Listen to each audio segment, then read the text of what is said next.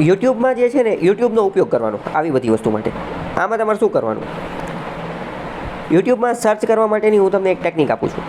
કોઈ પણ ટોપિક લખવાનો અને એની પાછળ લખ નાખવાનો મેરેથોન વિડીયો. કોઈ પણ ટોપિક લખવાનો અને એની પાછળ મેરેથોન વિડીયો લખ નાખવાનો. અથવા તો કોઈ પણ ટોપિકનું નામ લખવાનું અને એની પાછળ લખ નાખવાનું કે 100 MCQ. બરાબર. ફોર એક્ઝામ્પલ અત્યારે આપણે 2011ની વસ્તી ગણતરી છે તો તમારે એવું લખવાનું 2011 વસ્તી ગણતરી અથવા તો 2011 પોપ્યુલેશન અથવા તો 2011 સેન્સસ અને એની પાછળ લખવાનું કે ટોપ 100 MCQ. તમને યુટ્યુબ ઉપર આનો વિડીયો મળી જ જશે, હિન્દી, ઇંગ્લિશ, ગુજરાતી ગમે એની અંદર મળી જશે. બરાબર. જે કોઈ પણ મળે આપણે મેળવી લેવાનું અને એની અંદર એ જે 100 MCQ જે ચલાવે ને એ આપણે જોઈ લેવાના. યાદ રહે ન યાદ રહે એનાથી કોઈ મતલબ નથી. યાદ રહે તો ઠીક છે, ન યાદ રહે તો કંઈ વાંધો નહીં. પણ શું થશે આનેથી, એક્ઝામમાં જ્યારે ક્વેશ્ચન પૂછાશે, એક્ઝામમાં કયો ક્વેશ્ચન પૂછાશે એ તો ખબર જ નથી. જોડકું પૂછાઈ જાય, 4 4 5 5ના જોડકાને એ બધા પૂછાઈ જાય. તો એમાં આ જે વિડીયો જોયેલો હશે એમાંનું થોડું ઘણું તે જો મગજની અંદર અચેતન મગજની અંદર પડેલું હશે, સબકોન્શિયસ માઇન્ડની અંદર, તો થોડો ઘણો ફાયદો જે છે એ થઈ શકશે. બરાબર. બાકી બધું જો યાદ રાખવું, આંકડા યાદ રાખવા, તો એમાં તો મગજની ઘણી બધી મેમરી રોકાઈ જશે અને એટલામાં તો બીજું પાકું થઈ શકે છે. બરાબર. બીજું તમે એવું લખી શકો છો, એક કીવર્ડ મેં તમને મહત્વનું કીધું શું કે કોઈ પણ ટોપિકનું નામ લખવાનું અને પાછળ લખી નાખવાનું કે 100 MCQ, ટોપ 100 MCQ. આ તમને બધામાં કામ આવશે. બરાબર. બધી જ વસ્તુમાં કામ આવશે, ખાલી આમાં જ આવશે એવું નહીં. પછી અથવા તો એવું લખી શકો કે એ ટોપિકનું નામ લખો અને પાછળ લખી નાખો મેરેથોન લેક્ચર. Marathon lecture. હવે મેરેથોન લેક્ચર તમે લખો ને એટલે એ ટોપિક ઉપર તમને 1 કલાકનો, 2 કલાકનો, 6 કલાકનો, 8 કલાકનો, 12 કલાકનો, 10 કલાકનો, 35 કલાકનો વિડીયો જે છે એ મળી જાય.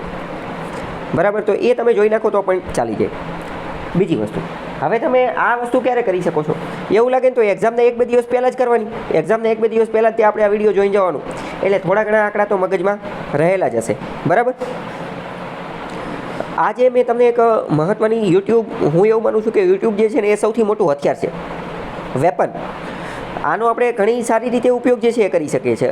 એક રીતે તો મેં તો ઘણી બધી વાર ઘણા બધા કોર્સ મેં યુટ્યુબમાં જોયેલા છે, જેમ કે 30-35 કલાકનો બંધારણનો વિડીયો લેક્ચર હોય, 30-35 કલાકનો બંધારણનો વિડીયો લેક્ચર હોય. હવે ઘણા બધા લોકો તમને ખ્યાલ હશે કે નાના કોર્સ ખરીદતા હોય કે 200 રૂપિયાનો કોર્સ, 2000 રૂપિયાનો કોર્સ, 1000 રૂપિયાનો, 5000નો. તો હું એવું માનું છું કે એ બધા કોર્સ ખરીદો, મને કંઈ વાંધો નથી, ખરીદી શકે. પણ એ ખરીદતા પહેલાં તે આપણે આ જે ફ્રીનું મટીરિયલ જે છે એ તો જોઈ નખાય કે નહીં. તો આ તમે સમજો કે 30-35 કલાકનો બંધારણનો વિડીયો લેક્ચર જોયો હોય તો ઘણા બધા કોન્સેપ્ટ આપણા જે છે એ ક્લિયર થઈ જાય. અને એની પછી જો આપણે કોર્સ ખરીદીએ તો આપણને ખબર પડે કે, અને આપણે એક સારી રીતે એને અન્ડરસ્ટેન્ડ કરી શકીએ. એમાં કંઈક પ્રશ્ન હોય તો પણ આપણે પૂછી શકીએ. પ્રશ્ન પૂછવાની આપણી એબિલિટીને એ બધું પણ વધી જાય. બરાબર. અને એની સિવાય પણ બીજા પણ ઘણા બધા કોર્સ જે છે આવતા હોય છે. બરાબર. કે તમે, મેં તમને આની પહેલાં વાત કરેલી હશે કે સ્કિલ ડેવલપમેન્ટ, તો ઘણા બધા સ્કિલ ડેવલપમેન્ટ માટેના કોર્સ આવતા હોય. ફોર એક્ઝામ્પલ સમજો કે કોઈ વ્યક્તિ એવો હોય કે એને એવું લાગે કે મારું તો ઇંગ્લિશ નબળું છે, કે ઇંગ્લિશ મને આવડતું જ નથી. બરાબર. તો હવે તમને ખ્યાલ હશે કે આજે ક્લાસ 3 લેવલની પરીક્ષાની અંદર જે તે સમયે 25 માર્કનું ઇંગ્લિશ ઓલું પેલું એ પૂછાતું હતું. બરાબર. તો હવે એ એવું લખી શકે કે હવે ચાલો ઇંગ્લિશ છે. બરાબર. તો ઇંગ્લિશમાં MCQ ને એ બધું પૂછાતું હોય, તો ઇંગ્લિશના MCQના ટોપિકને એ બધું આપી દીધેલું હોય છે. બરાબર. તો હવે તમે શું કરી શકો, એ સિલેબસમાં જે ટોપિક આપેલો છે એ ટોપિકનું નામ લખી નાખો યુટ્યુબમાં અને પાછળ લખી નાખો 100 MCQ. બરાબર. ફોર એક્ઝામ્પલ એક ટોપિકનું નામ એવું આપેલું છે કે active passive voice. Active passive voice. બરાબર. આમાંથી ક્વેશ્ચન વારંવાર પૂછાતા હોય છે. હવે તમારા પાસે પહેલો રસ્તો શું છે કે તમે એક્ટિવ વોઇસ શીખો, પેસિવ વોઇસ શીખો, એક્ટિવ પેસિવ કઈ રીતે કામ કરે, એમાં ગ્રામરના કયા રૂલ કામ કરે એ બધું શીખો. બરાબર. મારા મત પ્રમાણે એ રૂલ એટલો ઇફેક્ટિવ નથી. હા, એ રૂલ ઇફેક્ટિવ છે ક્યારે, જ્યારે આપણે 10માં ભણતા હોય, 12માં ભણતા હોય, ત્યારે આપણે જે બોર્ડની પરીક્ષા દેવાની હોય ત્યારે એ ઇફેક્ટિવ છે.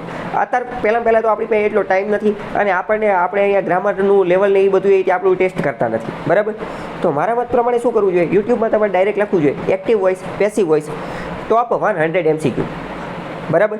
અને જેટલા વિડીયો મળે એમાંથી ઘણા બધા વિડીયો મળશે, એમાંથી તમને જે સારા લાગે એ બધા જોઈ લેવાના. તમે આ 100 MCQ જોશો ને એટલે તમને ઓટોમેટિક ખ્યાલ આવી જશે કે કેવા પ્રકારના ક્વેશ્ચન પૂછાય છે. અને બીજું એ કે તમને કદાચ રૂલ નહીં ખબર હોય તોય તમે 100 MCQ જોશો ને એટલે તમારા મગજને ઓટોમેટિક ખબર પડી જશે કે આ રૂલ કઈ રીતે કામ કરે છે.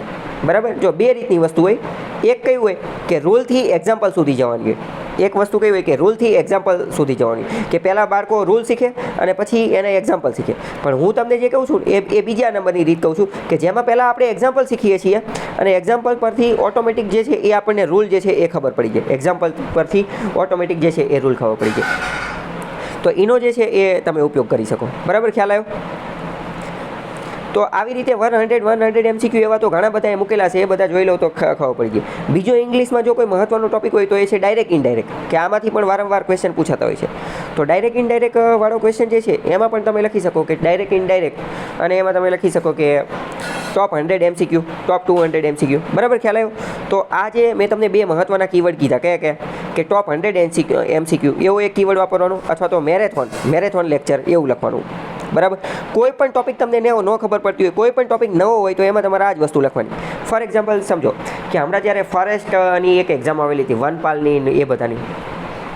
હવે આ જે એક્ઝામ આવેલી હતી, બરાબર, તો એમાં એન્વાયરમેન્ટ જે છે એ પૂછવાનું હતું. બરાબર.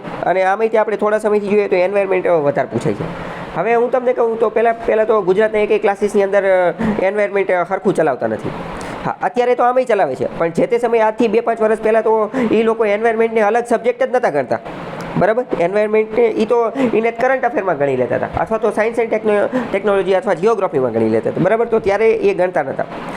તો હવે આવામાં શું થાય, પણ આપણને ખબર પડી ગઈ કે ભાઈ એન્વાયરમેન્ટ નામનો સબ્જેક્ટ છે, પૂછાય છે. જીપીએસસીમાં યુપીએસસીમાં તો પૂછાય જ છે, 20-25 માર્કનું પૂછાય છે. મેઇન્સમાં પણ 10-10, 15-15, 20-20 માર્કના પ્રશ્ન પૂછાય છે. અમુક વાર એનું જ આખું પેપર નીકળી જતું હોય. તો આવામાં તમે શું કરી શકો કે એન્વાયરમેન્ટ જીપીએસસી અથવા યુપીએસસી મેરેથોન લેક્ચર આવું તમે લખો એટલે શું થાય, તમને 4-5 કલાકનો વિડીયો મળી જાય અને એમાં તમને જેટલા મહત્ત્વના કોન્સેપ્ટ હોય એ બધા ખબર પડી જાય. ખ્યાલ આવ્યો કે નહીં? તો આ ટેકનિકનો તમે ઉપયોગ કરી શકો છો. આ ટેકનિક તમને ઘણી એટલે ઘણી કામ લાગશે.